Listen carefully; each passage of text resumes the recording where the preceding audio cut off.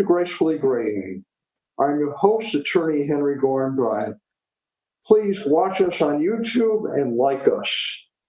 Today on Gracefully Graying, I am pleased to welcome as my guest Joe Gleason, the creator of Genius, a brilliant app which is important for all of us who are gracefully graying. Joe, welcome. First Thank of all, you, Henry. Tell us about your background and who you are. A little bit about my background. Once I became a bit of a teenager with a mission and curiosity, I started my first software company in 10th grade as computers were first coming on board. In fact, I put together a little presentation to kind of share some of the stories that goes with it.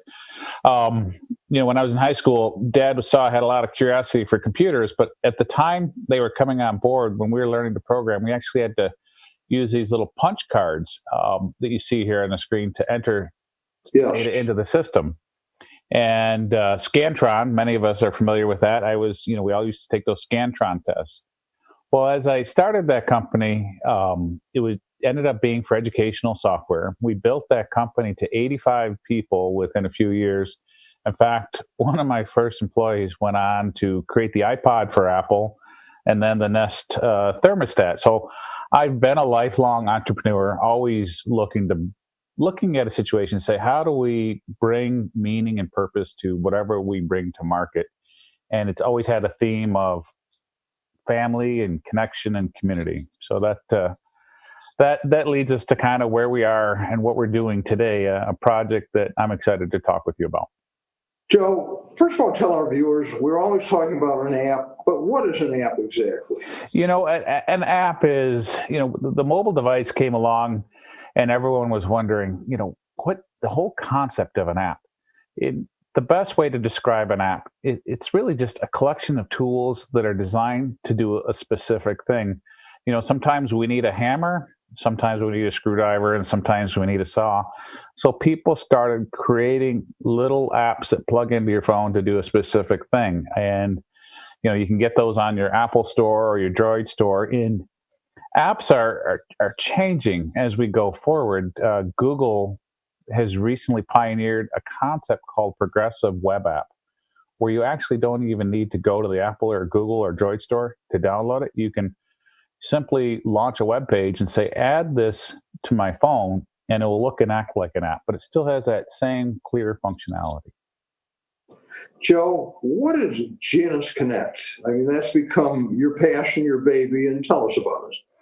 Genus, the name genus is Latin for family, but it's also from a descriptor. It's really generation us, our generation, for all of us to kind of bring forward a way for us to care. One of the ways I like to describe it is it's a way for us to communicate at a time we're challenged most. And, sometimes when we're going through a difficult time in our life, whether that's caring for someone or caring for ourselves, we're like a deer in a headlight. And it's also one of the most powerful moments in our life to really kind of be awakened to what's important. So back to the name Genus, generation us, it really is about us finding out what's most important and working together. How did you come up with the idea for Genus? The concept comes, like a lot of good things, it comes from being there, all the way back to being in high school. When I started my first company, my father was an engineer for Chrysler. In fact, he oversaw the design of the world headquarters here in Michigan. And he was very clear about keeping everything together in one page and a positive, open environment. And he said, when people know where they can fit in and what the vision is, things come together a lot better. Well, our family, like a lot of families today, was challenged with his disease, which was dementia. And still choke up talking about it today. But you watch a family that's loving and kind struggle on the most basic elements of communicating. So as I went through this process and being a lifelong entrepreneur, I thought there's got to be a way that technology can actually strengthen families, especially today in a society where we have so many ways to communicate. I often like to say we have 100 ways to communicate or at least exchange information, but so few ways to communicate the emotions of care. And as I went through that process, I said, I went back to my roots, said, we got to create a software. It's about community. It's about relationships and connections. And as I researched it, I was absolutely shocked. We're not alone. There's 43 million adults that act as caregivers today. And like many of the family members, and myself included, we experienced stress on our relationships. It impacted our ability to focus on work. And both, the studies tell us, and you can see it firsthand, that nearly 50% of those involved in intensive caregiving experience some level of depression. And that aging population that's out there, it's our fastest growing demographic, our most expensive to care for. And the community centers across the country, they're all over the place and they're doing amazing jobs and they're looking for a way to connect with people. And, that service provider market, the stuff that's not covered by the insurance, families are spending nearly $300 billion out of pocket. And for a lot of them, it can wipe out a lifetime savings. So when we sat down to build this, it wasn't just, okay, let's create a family app. Could we do it in a way that brought all of the community partners together? So it's one of those things where taking what my father had taught me, understanding the importance of it, the 30 some odd years of bringing products to market, I said, how do we do this in a way that centers on the family, provides peace of mind?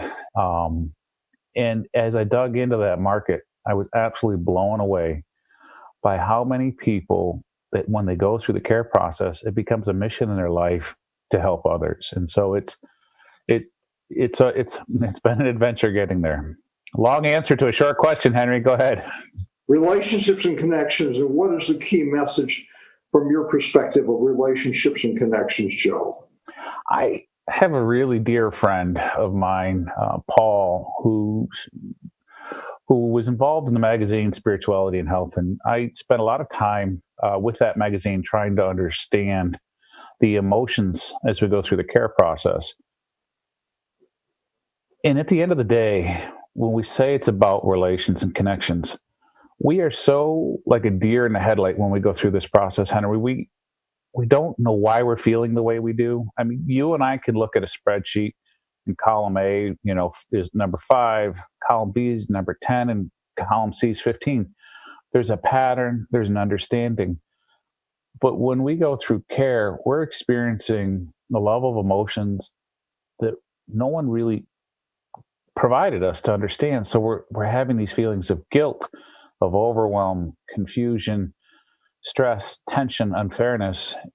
And then you take family dynamics, they can come apart. So when I looked at what relationships and connections, and I'm circling back to my friend Paul, many times he would call, we'd go for these walks, and he kept saying, Joe, let's get that message forward, relationships and connections. At the end of the day, love and kindness and care is what care it was all about. And it goes all the way back to, the day when we used to all live out in the country on a farm, we could see people. Well, today, what we see, and you see it on social media, we see people doing things, and that guides our behavior. Well, we don't see people caring. And so once you realize it's about relationships and it's about connections and bringing all of that together, can we show people, this is the kind of care we used to experience, and this is what's happening. And understanding that in what we call the care psychology, it's being in a caring situation can be scary, and we tend to shut down. And resources, we want those connections, but we don't want too many choices. If I said to your audience, say, okay, I'm going to share with you 10 possible options for us to decide on, everyone says, I'll get back to you. It's a choice A and B. We need to make a decision. We can do it. And family dynamics, and that's where we really come to the relationships. Families have their own secret language of communicating. And when you realize the importance of humor in that equation, and that all of that has to come together in a way that has purpose and meaning, that the technology isn't about solving a technical problem. It's about solving the emotional problem and bringing all that together. And care centers so much more than medical. It's about emotional, financial, physical, and medical to bring about peace of mind and a quality of life. Joe, why do you feel there's more of a need for this now than ever? Today, my son found this quote for me the other day, and I really liked when the coronavirus was just coming out. And Winston Churchill, said this at a very important moment in time. Now is not the end. It's not even the beginning of the end, but perhaps it's the beginning. And we look at this whole bit of social isolation and change in the way the workplace takes place, the change in which we care for our aging parents. And in fact, we moved mom into an assisted living facility just at the very first part of March. And within 5 or 6 days of making that move, we were told we can't physically see her. And families are struggling about that across the country, right? And so what's so important, and it's going to be around for a long time to come, is one of the leading causes of illness, physical illness, is feeling bored, feeling lonely, and feeling helpless. And right now, with the way we're putting the technology, whether it's Genus or anything else, or like we're using Zoom here today, Henry, that bit of reconnecting and finally using technology as a way to bring about the emotional component of care is so important. We see family members playing cards online together, having get-togethers, making fun video phone calls. In fact, when we call mom, they wheel in a TV for her. She can see us, we can see her. We can play music in the background, music she loves, and make a really good effort to emphasize that connection. And you can just see, and the facility will call us afterwards and say, my gosh, that idea of playing music was great. She was tapping her foot. It's going to be with us for a while. You're right. Has the pandemic impacted upon the creation of Genus? Yes, in a good way. It's something we've been working on for nearly 5 years, taking endless hundreds of hours of focus groups, discussions, and everyone. We get calls and emails from organizations across the country on a daily basis, and the pressure to go live now at a national level is phenomenally strong. And couple of the key components that is putting in Zoom-like functionality has been one of the components, and getting family members to quickly come together across multiple devices and share information, and also share understanding that we're not alone. I mean, you're not alone to feel the way we feel, but it's also a great way to share ideas and a way to communicate. So it's changed Genus in the fact that we had to make some core adjustments. And Henry, I start every day about 5 a.m. and I go to 11 at night, filled with excitement and amazing people coming on board, because they see this movement as it's a sense of purpose, right? Connecting people at a time we gotta do this, and we got to do it right. We all need a sense of purpose, and that's so critical as we are gracefully graying. Tell us about the team that is helping you build this. When I started Genus, a good friend of mine, Pat Rio, who designs interface and branding for Fortune 50s, he and I were both going through struggles with our parents, and sitting together. We used to have cottages up in Canada, sitting together talking about this process. We started etching out ideas. And one of the first gentleman to get involved was Dr. Peter, a family doctor, and he started setting up focus groups. And we started to have these weekend meetings where people talked about the real emotions, the real challenges, the unspoken things that we're kind of afraid to say. And so I started to reach out and meet some truly amazing people along the way. Karen Hopman, wonderful lady in her own rights, former president of the Michigan Medical Group Management Association. Not only does she get the medical side, she'd been doing Make-A-Wish for 25 years, volunteering. Biju Jacob, a CTO, overseeing millions of records for large healthcare systems, driving the back-end database systems. Don is a former president of the North American Associations of Psychologists. Paul, who I mentioned earlier, and Deb, who manages one of the local community care centers, and dozens of other people coming together and saying, how can I fit in? Let me share my ideas. So it instrumentally led to a foundational approach, or a platform approach to the program, that allowed partners and people to plug in it make it far better than two guys sitting by a fire one day sketching out ideas. This has gone way beyond what any small group of individuals could have come up with. Joe, tell us how it works in simple layperson's terminology. I mean, I've gotten a peek and it's brilliant, but sometimes it looks overwhelming. So tell us in simplistic terms. It's one of these things, kind of like an onion. We want to make it, really simple to start, and then as you peel back, more and more features start to unveil themselves. When we look at genus, I like to say the three S's of success. Each interaction offers the opportunity to provide support for the person of care, to share what's going on with the person of care, and to strengthen the care community. So after I get off the phone with mom, I can say I'm going to log a call and share with the family. These little sliders can come up and say, how is mom emotionally and physically? And the reason that's so important, if I had to describe how mom was doing, that would mean you'd have to read it. Well, if I give you a 10-line paragraph and you read it, 15 of them going by in a text message, it's hard to visualize what's going on.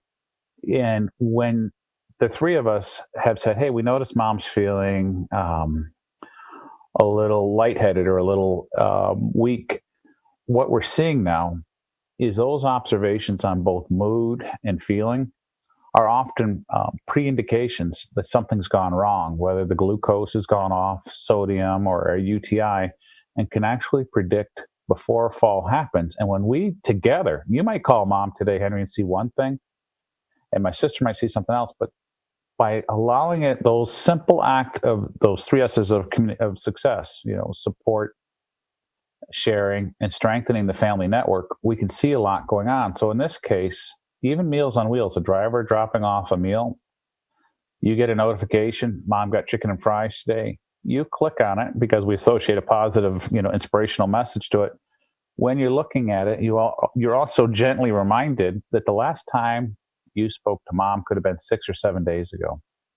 And that goes on. But it's where everyone comes together. And that's the core philosophy. All the fancy functionality that goes behind it, that's fine. But unless you get everyone kind of sharing their interactions and observations, and when you do, you can look at your calendar and see, when did I call mom, which would be in gray? When did anyone else call mom besides me? That might be in an outer heart.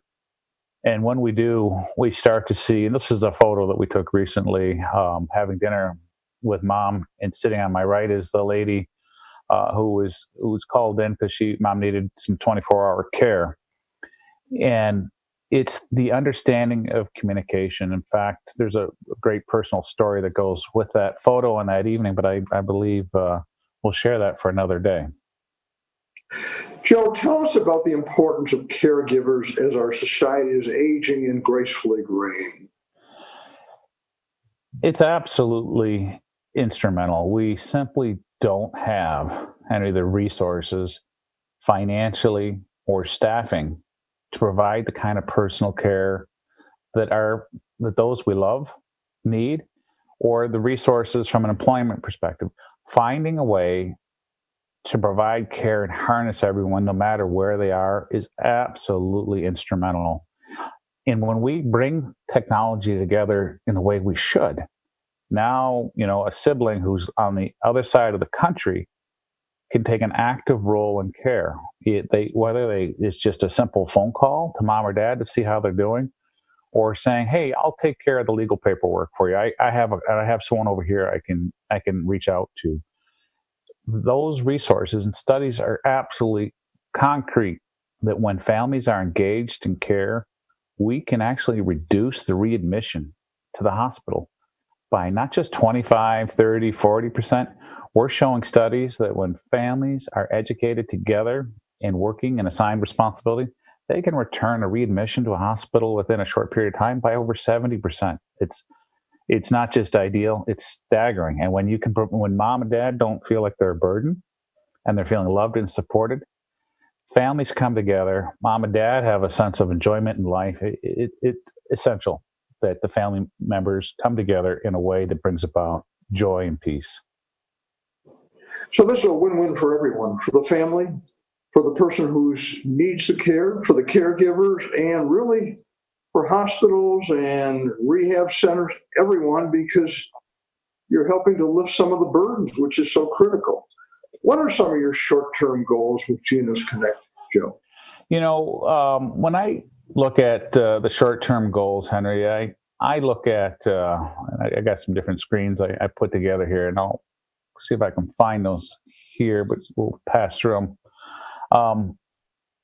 When I sit down and I say, if we could really position Genus as a platform to get it across the different markets, your hospitals, your community centers, your doctors, and design it in a way that the family members and the caregivers are coming forward with inspirational content that can then be redistributed to families and begin using that would be great. So we're going through a series of pilots right now to prove those concepts out. But the short-term goal is really just to get people to use this in a way that brings about personal meeting and that they can become contributors to the platform.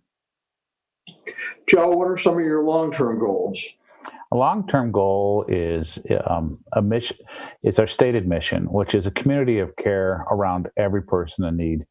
And, when we first designed Genus, it was set out to say, okay, let's care for mom and dad, but it's gone way beyond that. Genus now fits in the addiction, depression market, hospice. It can be used to care for homeless, foster children, and even ourselves, Henry. As strong as we could be day to day, there's times where all of us need support. And so the long-term goal of Genus is really our stated mission, a community of care around every person in need. And it's not just here in the United States, it's around the globe. So picture you and I being able to sponsor a child in another country and check in to see how they're doing. Oh, Henry spoke to him last week. Joe spoke to him. Together, we're going to set up a college fund. And what's great is you share this dream and people come back and they say, I know someone that can make that happen. And so we're starting to see those sparks take off and take hold on a pretty large scale. Joe, how do you see Genus and Gracefully Graying collaborating and building and working together as we move forward? You have an incredible background behind you, Henry, with deep understanding of the legal systems and the challenges that individuals face. When you go through the care process, each person in the family might have different skill sets, but unless families lay out a clear legal path and make these smart choices and those resources are brought forward in a trusted way, they can make some just terrible mistakes that can not only cost them financially, it can cause a family to have a deeper tension. So laying out resources in a way that say to families, here's clear, concise, just the legal piece alone that you represent is an incredible, powerful opportunity for the platform to take those videos like we're doing here today and the content and the PDFs, but also the interviews with the people you're reaching out to and the lessons that they have to offer and bringing that forward into the platform so families can say, hey, you know what? I need help in picking an assisted living place. I need help on picking out a will. I need help on whatever that might be. The style and the approach you're using to collecting that content and those stories that people have to share and organizing them becomes a powerful addition to the platform. Everyone has a story, everyone has a need, and we look forward to a long, fruitful collaboration. Let's move on and tell us about some of your successes to date with Genus. Genus has received a couple of really, really great grants. One of the ones that I think really has had a profound impact was the Michigan Health Endowment Fund, together with Henry Ford, the area agency, and others. They set forward in the second round of the grants, and it's a large number. I think it's north of $700,000 to work with these organizations to test the software into their workflow. And these led with long meetings, sitting around a table, understanding what the hospital discharge process was and all the needs that took place there, and How do you get someone from the hospital to connected to the area agency, connected to community resources? And you would think, one or two meetings you could figure it out, but these led to really great understanding, all the way down to the simple aspect of at the hospital when you ask someone, hey, who's your caregiver? Most family members, my mom included, would look at the clinician and say, aren't you? Right. So it was that success led to the grant I was telling you about, which led to us going to India recently. And why would a company like Genus and Henry Ford and Area Agency go to India? There's a group of students there that took this initiative. As people leave the hospital, they go through a training process. And once they leave the hospital, a sequence of text messages begin going to their WhatsApp account, linking them to specific videos. And that's had tremendous outcomes. From there, and that one meeting alone, we were able to sit down and understand the challenges they faced in getting there. We got to sit in the hospital to see what's going on and how they put together those training videos. I mean, it was such an out of left field surprise to see how powerful that was. And then together we're doing a pilot with the University of Michigan on the Otago Falls series, one of the most simple act of doing exercises at home and getting the family involvement. Clear studies show that by doing these balance exercises, we can reduce falls by 30-40%, all based on taking a proactive role in care. And now when you deliver that material to the person of care and the family members, it acts as encouragement. So I call those successes. And even Meals on Wheels, right? Notification to the family members that mom had her meal. It's another reason to call. Those are successes because they weren't anywhere near what we had designed the product in mind for, but they're real world feedback that demonstrates the power of a platform, but more importantly, the Gen Us approach, where it's people, front lines, everyone's saying, gosh, this is what we're seeing, this is what we're needing. And if we can bring that together, and I call those wins, Henry, because if you went out and you did just one piece of the equation, that's not enough to meet the whole challenge behind care. It's got to all come together in a connected environment that does strengthen those relationships. Joe, we're down to 30 seconds. There's some final thoughts you'd like to share with our view. We covered a lot of ground, but yes, we did. Before we sign off, Joe. Yes, absolutely love to hear from people out there with inspirational ideas, suggestions. This platform isn't about technology. It's about heart and soul and people. And it's the ideas that I just shared at the end that are going to make it stronger. And it's your lessons from being there that will guide us going forward. Joe, I want to thank you so much for being my guest on Gracefully Graying. What you're doing is really wonderful. I mean, we're bringing a large community together and providing a lot of help. We're out of time. And I want to thank our viewers for watching Gracefully Graying.